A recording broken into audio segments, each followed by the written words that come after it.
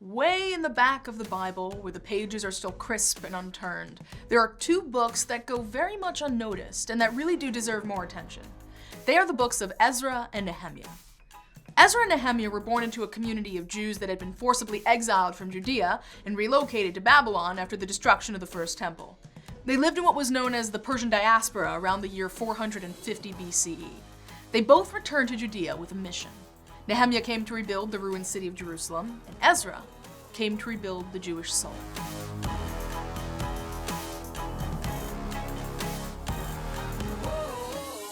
Before we can even get into the books of Ezra and Nehemiah, we should do a little background. After the exile, the Jewish community in Babylon went into lockdown and isolated itself in order to preserve its identity and to keep its members from assimilating. Laws against intermarriage, which had been at times ignored in Judea, were now being strictly enforced in Babylonia. Judaism in Babylonia maintained itself with its sacred books and its separate schools of study. For 50 years, the Jewish community was not allowed to leave Babylonia, and then a miracle happened. A Persian king named Cyrus took control of the Babylonian throne. The Babylonian Empire collapsed, and the Persian Empire now began. And here is where the book of Ezra starts. In 538 BCE, the new king Cyrus issues a decree. The Jews are free to go back to Judea. King Cyrus returns the looted contents of the first temple to the Jewish community and vows to underwrite this new second temple's construction. Now, before you think Cyrus is a really nice guy, let's keep in mind what he's getting out of this. By allowing the Jews to rebuild their temple and practice their religion in Judea, Cyrus gains their unconditional loyalty, especially since he will be paying for the project and controlling the money. It gives him a foothold in the area without having to move a single soldier there. The idea of moving back to Judea electrifies the community of exiles. While many in the Jewish community of Babylon have grown comfortable and decided to remain, 42,000 exiles leave a country that they lived in for 50 years and return to a land that was then called Yehud Medinata, Aramaic for the state of Judah, Aramaic being the international language of the day. This return was, in a sense, a precursor to the Zionist movement that would again take place some 2,500 years later. When the 42,000 arrive in Jerusalem, they find an abandoned, burnt-down city whose walls are breached and collapsing. They get to work. It takes 2 years just for the foundation of the next temple to be completed. The community gathers together in great celebration. The elderly who knew Solomon's temple weep with mixed emotion. Temple construction proper is set to begin. And then, as luck would have it, King Cyrus dies in battle.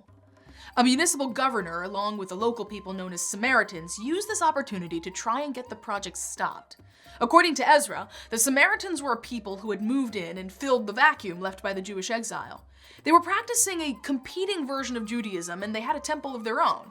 They tell the new king of Persia that Jerusalem is, quote, a rebellious city, harmful to kings and states. If this city is rebuilt and its walls are completed, you will no longer have any portion in the province of Judea.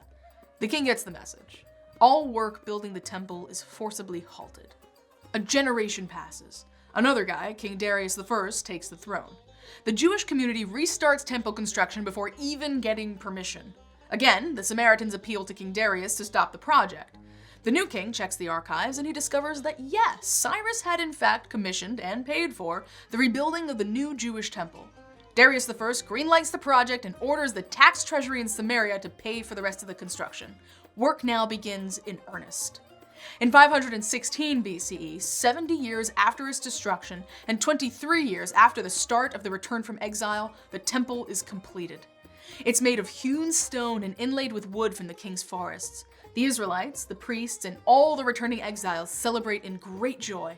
A sacrificial party rededicates temple service. We have officially entered the Second Temple period. You might have noticed at this point that even though we're talking about the book of Ezra, Ezra has yet to show up.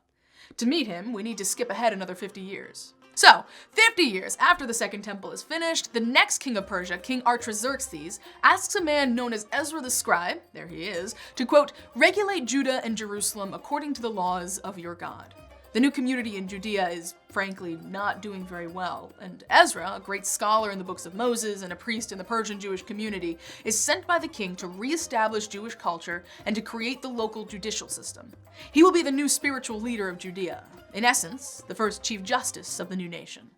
After his long journey, Ezra arrives to find that many in the Jewish community, including community leaders, have intermarried.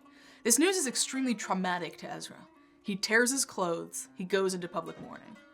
Ezra comes up with a desperate solution. He orders all the Jewish men to divorce their non-Jewish wives and to expel them and their children from the community. Ezra was deeply concerned that the Jews of Judea were violating divine law and that they would assimilate and vanish into history. What's more, the Persian Jewish community believed that God had destroyed the first temple for the sins of the people. We just finished building the second temple. Ezra doesn't want this temple destroyed as well.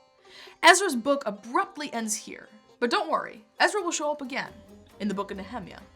Nehemiah, at the opening of his book, is cupbearer to the same king Artaxerxes. That means he's the king's sommelier, the wine steward, which is a title of high rank in any palace. One day, Nehemiah is talking to some Judeans visiting the palace and learns that the people of Judea are in really bad shape. He also learns that the walls of Jerusalem are still breached and that the city is vulnerable to attack. He asks the king of Persia if he, Nehemiah, could be made governor of Judea to take care of and protect his people. King Artaxerxes allows it, and he sends Nehemiah to Judea with a letter to the keeper of the king's park. The keeper is to supply Nehemiah with all the lumber he might need for any project he deems necessary. When Nehemiah gets to Jerusalem, he sees that the stories are true. Sure, the temple's been rebuilt, but the walls are still breached and the gates are still destroyed from the Babylonian siege 130 years earlier. A volunteer workforce is assembled. They're motivated, to say the least. The breaches to the walls and the city gates are all repaired in 52 days. With the city secured, Nehemiah now addresses another quality of life issue, the scourge of debt. There's a rich upper class in the state of Judah. The majority of the Jews, however, are poor and indebted to the wealthy.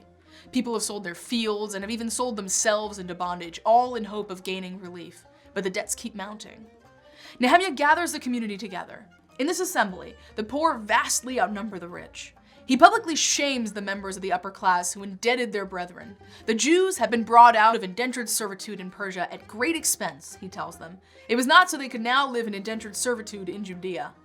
One after another, Nehemiah has the predatory lenders step forward, forgive the debts owed them, and return the people's land to them. This is, in effect, the first sabbatical year of this new Jewish community. This is where Ezra shows up in Nehemiah's book. The two work together. Ezra reads the Torah of Moses, i.e. the Bible, to the entire community, men and women, from dawn to midday, while priests translate and explain. There was not yet a custom of regular public readings of the Torah, and the people are completely overwhelmed. They weep hearing the words of God. Ezra, Nehemiah, and the priests tell them, this is a day of celebration. There's no need to be sad. 24 days later, Ezra again convenes the community and again reads the Torah to them. The community leaders are inspired and they sign a pledge to follow the teachings of God given through Moses. They vow not to intermarry, they vow to let the land lie fallow and to forgive all debts every 7 years. They vow to pay a tithe, meaning a tenth of their income as a tax to the temple, and to maintain the temple with food and sacrifices and fuel for the altar.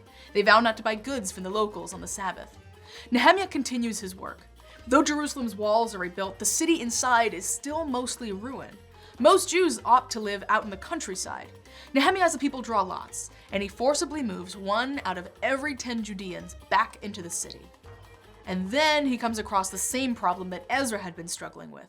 The community continues to intermarry, and now their children don't even know how to speak Hebrew. Nehemiah resorts to flogging the men who have non-Jewish wives. Nehemiah ends his book with a prayer to God. He says, I purified the priesthood and the people and reestablished the temple service. He's essentially saying to God, I did everything I could.